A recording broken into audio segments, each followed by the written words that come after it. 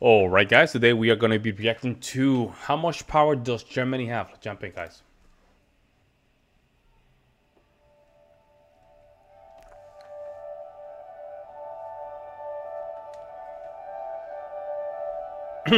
Here on FTD Facts, we've gone into great details to learn about the many different cultures and people and different countries around the world. We've looked at countries as a whole, and we've done some what-if scenarios, as well as looking at what would happen if two countries have even merged.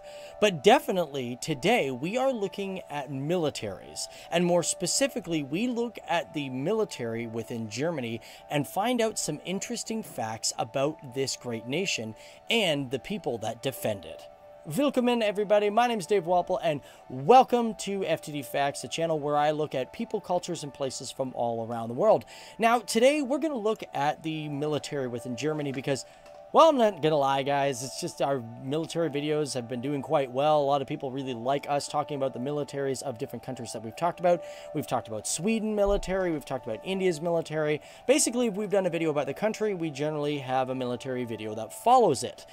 But with that in mind, guys, if you guys want more German content, be sure to hit the like button on this video, because if we get over Subscribe, guys. Like and subscribe. 5,000 likes, well, we'll talk either more about different units within the German military or more about Germany as a whole. But let's get started, shall we? So to start all with this, we're going to look at some of the basic understanding of the German army. And unlike other armies around the world, it has a very specific name, known as Bundeswehr. And as for this particular army, there is a law that is within Germany that states that individual states are not allowed to have their own particular armies. And therefore, the entire... Well, what about the National Guard? I guess the National Guard could be done, right? Is federally controlled. And it's actually been the name of the army since about 1995. It's had a lot of different names. I'm going to get into that shortly.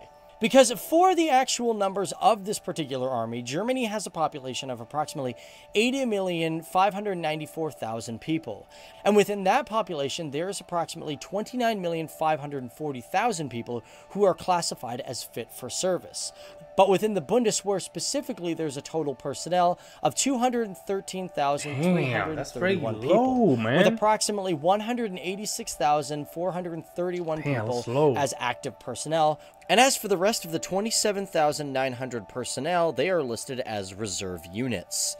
Now, like I said, the Bundeswehr was not the actual original name of the German army, and it's gone through a lot of changes. And with that, we got to look at the history of the German military. And since the army became unified in 1871, Germany has had over 5 different names for its army. One of the earliest names it was known as was the Reichsheer, which stood from 1871 to about 1919, when the German Empire became dissolved, and thus so did this form of military become dissolved after World War I. But from 1919 to 1935, it was known as the Reichswehr, which was for the Weimar Republic. From then on, from 1935 to 1945, it was known as the Wehrmacht, which was for Nazi Germany. Of course, that is the bad Germany that nobody likes to talk about, but we do have to mention it in this video because it is part of its history. But then it became known as the National People's Army in 1956 to 1990 for specifically East Germany. But as for the Bundeswehr around the same time, it was known as the Army for West Germany, and then it got its name when Germany reunited in 1990. Either way, when it comes to this military, one thing that's really important about it, it is the second largest military in all of Europe. As a matter of fact, it also stands as one of the top 30 largest militaries in the entire world. Within this military, one has to be at least the minimum age of 17 to join the military. And of course, for this particular military, you may wonder about conscription. Does it exist or does it not? Well, conscription for the Bundeswehr began in 1956, and it was a mandatory service for people of the ages of 18 to 45. At that point, it makes sense. It makes sense. You have to be ready. If you're able to defend your country, you can get physical condition. I think that was a great move. But however, by 2011, conscription for the entire military of Germany became abolished. Also, when it comes to women in the military, they can actually serve as well. This is because women have been serving in the medical service since 1975. However, in 1993, they were allowed to serve as enlisted personnel and non-commissioned officers in the medical field. For women, however, the physical tests for duty are lower than what is required for men. So that's your basic understanding of how Germany's military sort of works and who's allowed in it and all that sort of stuff. But let's break it down. Let's go into some of the numbers. Let's look at how powerful this actual military is. Now, going up into the air, Germany's Air Force is known as the Luftwaffe, and it is the 4th largest air force in the entire European Union, and is one of the best equipped air force in the entire world. Currently, they have a total aircraft strength of approximately 714. Now, as for you, the viewer, keep in mind, guys, when it comes to these numbers, these are not 100% and not completely accurate, because, of course, certain militaries have certain equipment that is considered classified, so they're not going to release it to everybody. Yep. But breaking down this total aircraft strength of 714, they have approximately 94 fighters and approximately 181 attack fighters, in which the Panavia Tornado and the Eurofighter Typhoon serve as the main fighters for the entire Luftwaffe of Germany. Of course, for their transports, they have approximately 381, but their total helicopter strength comes in at 384, with approximately 58 attack helicopters. And it's also been said that Germany uses the Eurocopter Tiger as its main attack helicopter. Okay. But let's jump it down to the ground and let's take a look at some of the actual hardware that the ground forces use. For example, when it comes to combat tanks, they have approximately 434. Damn, those are okay. They have a lot of tanks, okay. Their famous and German-made Leopard A2 as their main assault combat tank. And within these numbers, there's approximately 328 in active duty, with the rest in reserve. But it's also planned that these ones in storage will be taken out and modernized and thrown into service in a future time. And as for their army fighting vehicles, it is reported that they possess 4,620 of them. And currently they use the Marder and the Puma fighting vehicles, both are which created by Germany. Of course, several hundred of these older Marders which were created by West Germany will get upgraded, but overall they plan to be completely replaced by the Puma by 2024.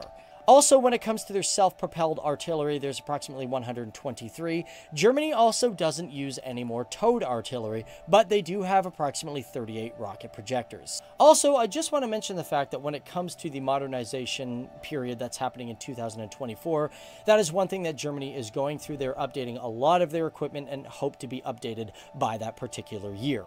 Now, as for the Navy, they have recorded that they have indeed 81 Navy assets in total, including patrol boats. And as of 2016, they reported to have 0 aircraft carriers, approximately 10 frigates, and 5 corvettes, with 5 more being planned for 2023 to 2024. Of course, they also use mine warfare vessels, which sits at 13, and they do have approximately 6 submarines, in which they use the Type 212 submarine, with 2 more being delivered sometime soon. As well, it should be noted that these particular submarines also run on diesel and are not nuclear powered. And for the rest of their vehicles, they classify as support vessels, with approximately 47 of them.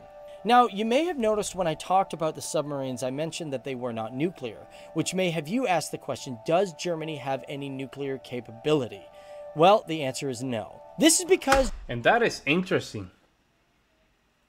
That is interesting for the simple fact that in the situation or where Germany is located, I would assume that if you're not gonna have a big military, you need to have something to back up your state.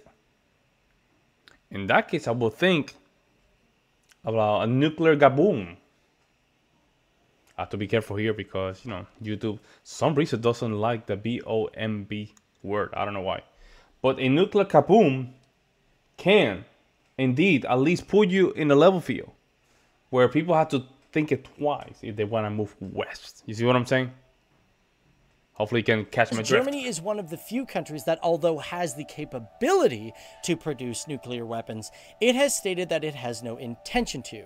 This all happened after they signed the Treaty of Non-Proliferation Nuclear Weapons, and as well reaffirmed it in the Treaty on the Final Settlement with respect to Germany, which was signed in the 90s when Germany reunified. However, that being said, Germany does actually create nuclear parts for other countries, which makes it a heavy participant in the NATO nuclear weapons sharing arrangement program. As well, when it comes to Germany, it is a major player in NATO, which is the North Atlantic Treaty Organization, which is signed by 12 countries. And being a part of NATO makes Germany even more powerful than it is individually, because for NATO, if one of these 12 countries, including Germany, is attacked by a foreign power, other countries that are within NATO will jump and help defend the country.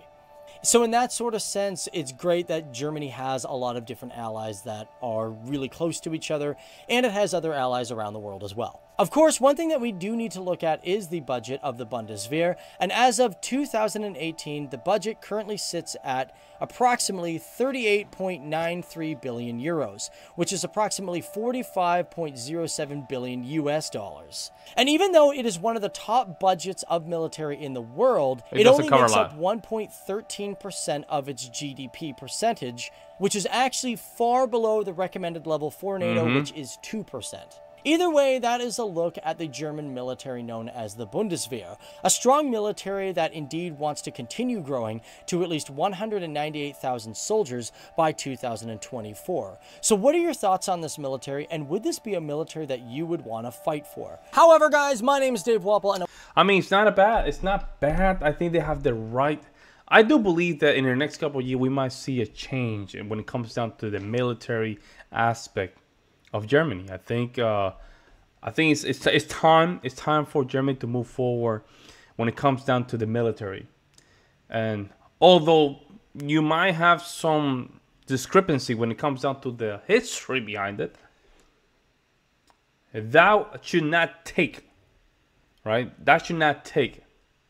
the attention of what is in stake right now, which is mean that, you know, you have a China, you have a Russia.